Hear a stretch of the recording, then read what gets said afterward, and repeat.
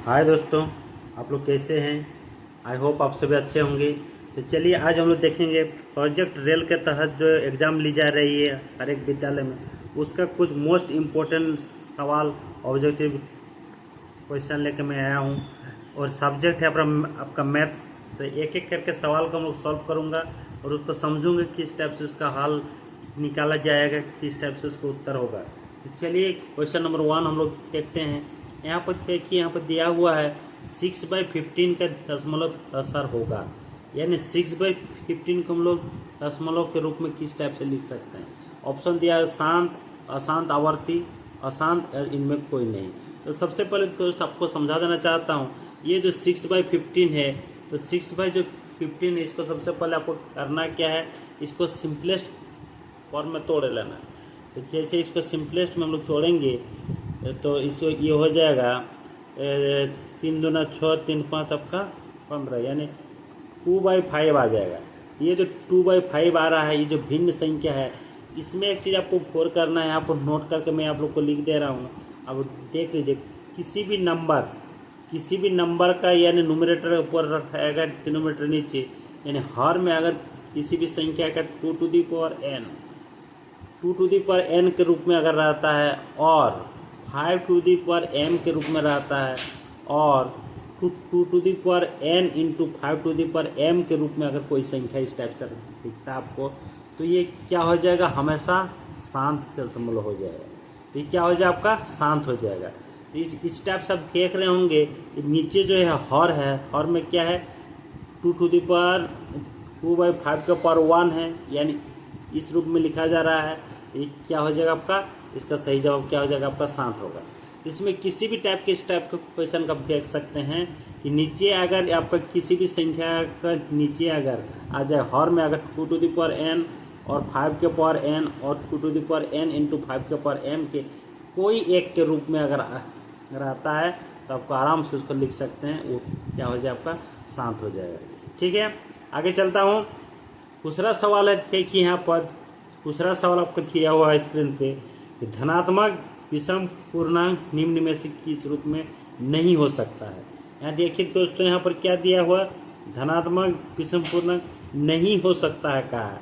नहीं हो सकता है की बात नहीं कर रहा है, नहीं हो सकता है। तो हम लोग जानते हैं धनात्मक जो विषम पूर्णांक होते हैं वो जनरली क्या होता है, 1 होगा, 3 होगा, 5 होगा, 7 होगा, 9 होगा, इस टाइप से होगा, डॉट डॉट इस टाइप से।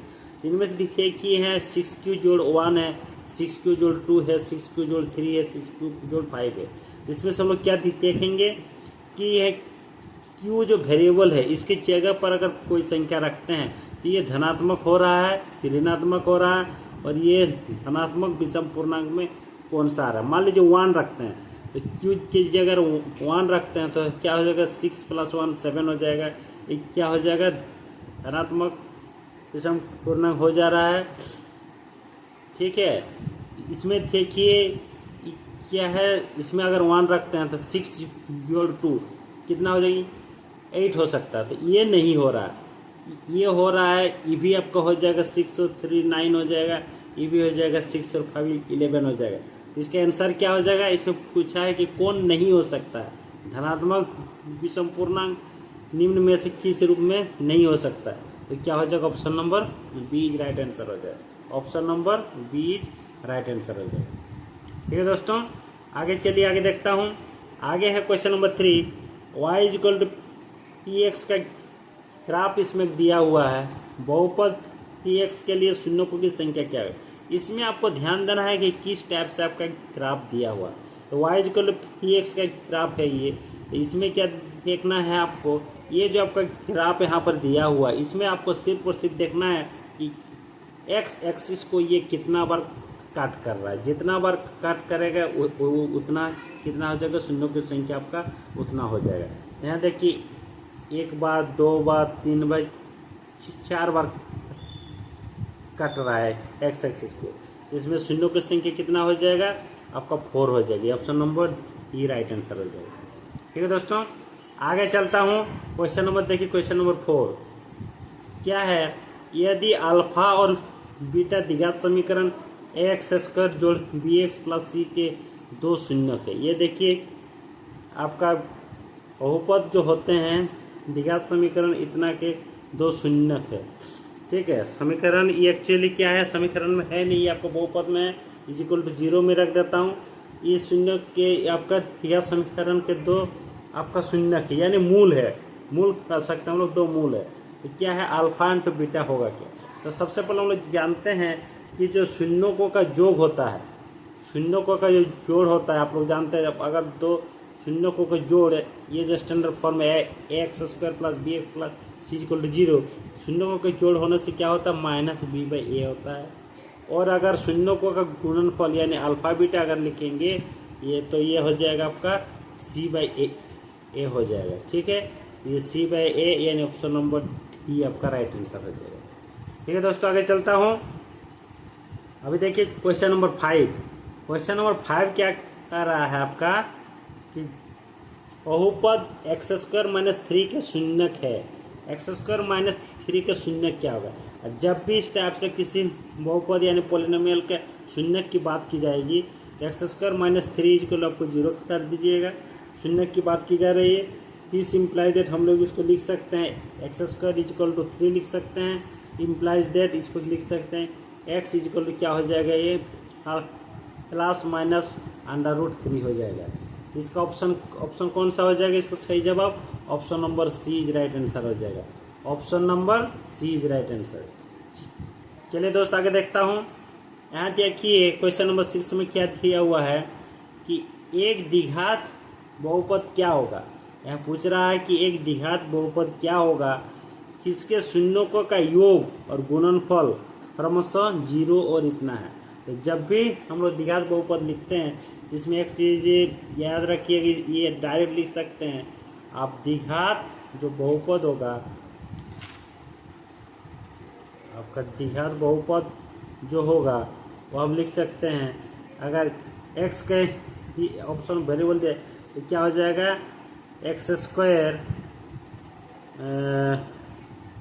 स्क्वायर माइनस अल्फा जोड़ बीटा इंटू एक्स, यानी शून्यों का योगफल इंटू एक्स जोड़ अल्फा बीटा यानी शून्यों का गुणनफल हो जाएगा आपका। तो इसके अनुसार क्या हो जाएगा, ये एक्स स्क्वायर हो जाएगा और अल्फा जोड़ बीटा यानी शून्यों का योग कितना है 0 है, तो क्या हो जाएगा 0 इंटू एक्स हो जाएगा।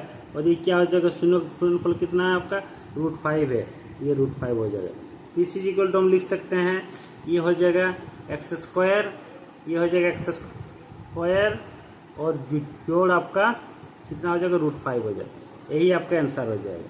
ठीक है, इसमें आपको ध्यान देना है किसी भी कोई भी अगर द्विघात बहुपद लिखने के लिए कहा जाए तो हम इस टाइप से लिख सकते हैं। उसका जो बहुपद का मेन जो सामान्य रूप होता है वो क्या होता है, एक्स स्क्वायर माइनस शून्यों का योगफल इंटू एक्स जो जोड़ शून्यों का गुणनफल।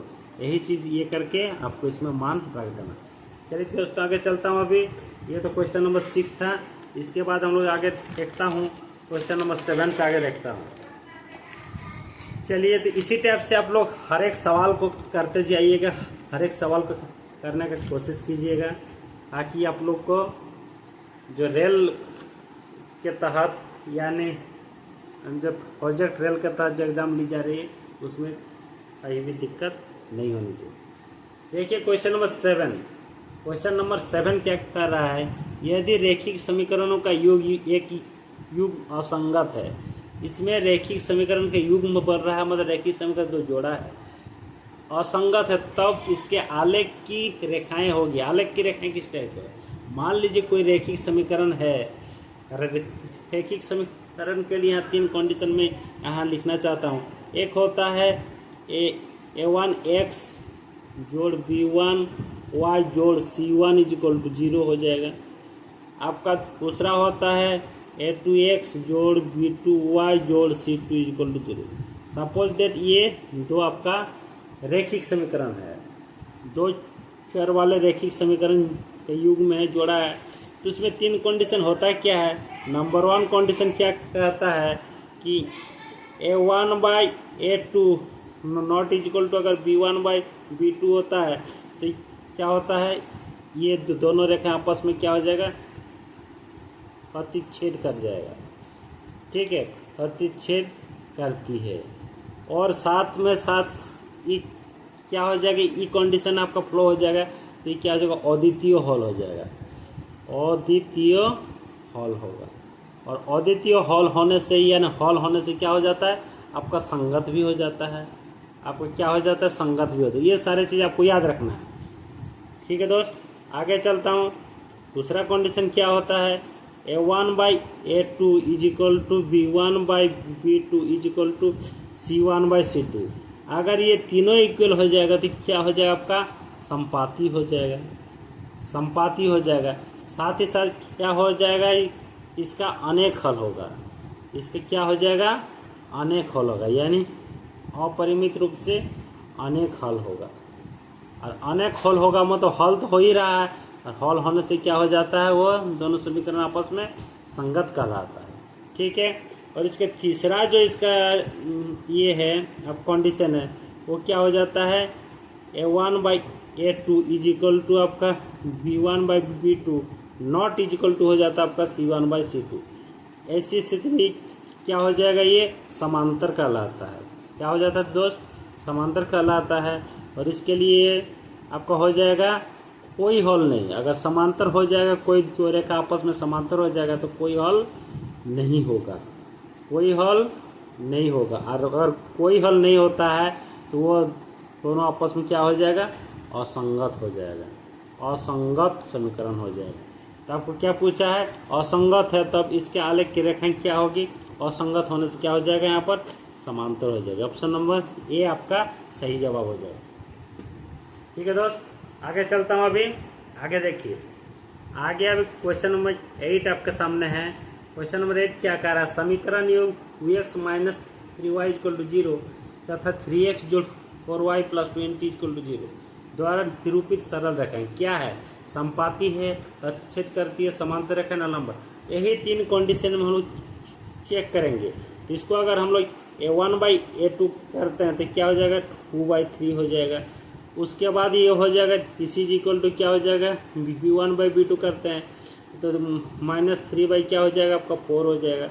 और C1/C2 करते हैं तो क्या हो जाएगा, 0/20 हो जाएगा। तो यहाँ पर ये देखने का ज़रूरत नहीं है, चूँकि A1/A2 नॉट इक्वल टू आपका B1/B2 का फॉर्म में आ गया। A1/A2 नॉट इक्वल टू क्या आ गया, B1/B2 का फॉर्म में आपका आ गया। अगर इस टाइप से फॉर्म में आ गया तो हम आराम से कह सकते हैं क्या हो जाएगा, प्रतिच्छेद हो जाएगा। क्या हो जाएगा, प्रतिच्छेद करती है आपस में दो रेखा। ठीक है, यानी option number B is right answer हो जाएगा। ठीक है दोस्त, आगे चलिए, आगे देखता हूँ। क्वेश्चन नंबर 9 देखिए। क्वेश्चन नंबर 9 क्या बोल रहा है कि यदि रेखाएं 3x जोड़ 2ky इक्वल टू -2 और इतना इक्वल टू समांतर है। चलिए इसको मैं थोड़ा सा लिख रहा हूँ यहाँ पर, कि 3x जोड़ 2ky minus 2 is equal to 0 लिख सकता हूँ। और दूसरा समीकरण क्या है, 2x plus 5y plus 1 is equal to, तो यहाँ पर क्या समांतर है, कह दिया क्या है, समांतर है। तो क्या, और समांतर होने के लिए क्या कंडीशन है, अभी हम लोग देखें। समांतर होने के लिए वो आपका कंडीशन होता है कि A1/A2 is equal to B1/B2 not is equal to C1/C2। तो इसके अनुसार हम लोग यहाँ पर लिखते हैं 3/2 आपका 3/2 इज इक्वल टू क्या हो जाएगा, 2/5 लिख सकते हैं। और इसी से आपका k का मान निकल जाएगा तो क्या हो जाएगा, और k is equal to 15, then k is equal to क्या हो जाएगा, 15/4। इसका सही जवाब क्या हो जाएगा, ऑप्शन नंबर सी हो जाएगा। Option number C is right answer. चलिए अगला सवाल क्या, आगे बढ़ते हैं। अगला सवाल क्या किया हुआ है कि एक द्विघात समीकरण ax² plus bx plus c equal to 0 a not equal to 0 में दो भिन्न वास्तविक मूल होंगे। दो भिन्न वास्तविक मूल, आपका रियल तो होगा बट अनइक्वल होगा, यानी दो भिन्न। यहाँ पर देखिए दो भिन्न लिखा हुआ, तो दो भिन्न यानी वास्तविक तथा असमान के लिए कंडीशन होता है आपका डिस्क्रिमिनेंट जो होता है, विवेककर जो होता है वो क्या होता है, d ग्रेटर देन 0 होता है। और d का मतलब ही होता है क्या, b² minus 4ac greater than आपका क्या हो जाएगा, 0 हो जाएगा।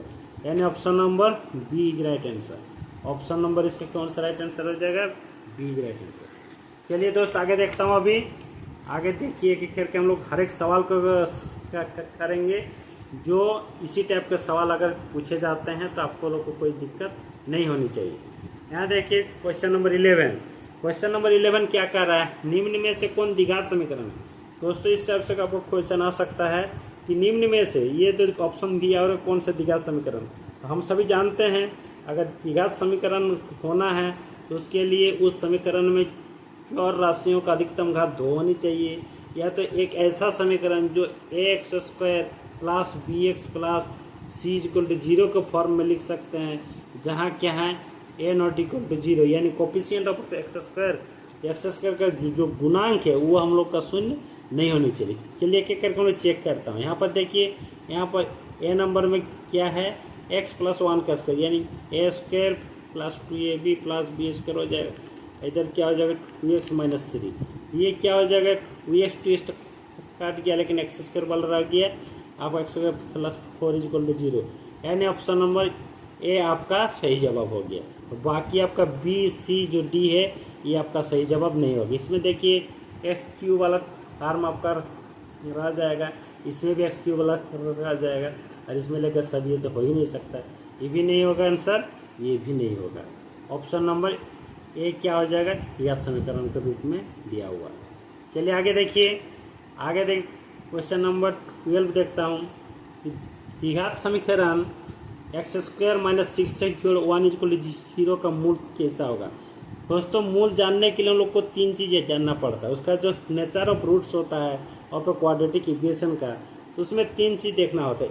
एक देखना होता है डी ग्रेटर देन 0 है कि, दूसरा कंडीशन होता है डी इक्वल टू 0, तीसरा कंडीशन होता है D less than 0। D greater than 0 अगर होगा तो ये क्या होगा, वास्तविकता असमान होगा। डी इक्वल टू 0 होगा तो ये क्या होगा, वास्तविकता समान मूल होंगे, और डी लेस देन 0 होने से काल्पनिक होंगे। तो आइए हम लोग जरा देखते हैं कि x² minus 6x plus 1 equal to 0 जो दे, इसमें डी क्या है, डी इक्वल टू होता है b² माइनस 4ac। b² है कितना, माइनस 6 है, माइनस 6 का स्क्वायर माइनस 4 इंटू 1, यानी 6 कितना हो गया आपका 36, माइनस ये क्या हो जाएगा आपका 4, यानी आपका 32 आ गया। 32 आ गया तो 32 का मतलब ही हो गया क्या आ गया, ये D is equal to 32 greater than 0, क्या हो गया 0 से आपका बड़ा हो गया, 0 से अगर वो बड़ा हो गया इसके लिए क्या है, मूल वास्तविक तथा असमान होंगे, इसीलिए option number B is right answer हो जाएगा। ठीक है दोस्त, आगे चलता हूँ। ये देखिए क्वेश्चन नंबर 13। क्वेश्चन नंबर 13 क्या कर रहा है, यदि द्विघात समीकरण 2x² जोड़ kx प्लस 3 इक्वल 0 का मूल समान है। यहाँ पर देखिए क्या दिया, ये समीकरण जो है इसका क्या कर रहा है, मूल बोल रहा है समान है। तो समान मूल होगा तो तभी होगा जब उसका डिस्क्रिमिनेंट इक्वल टू 0 होगा।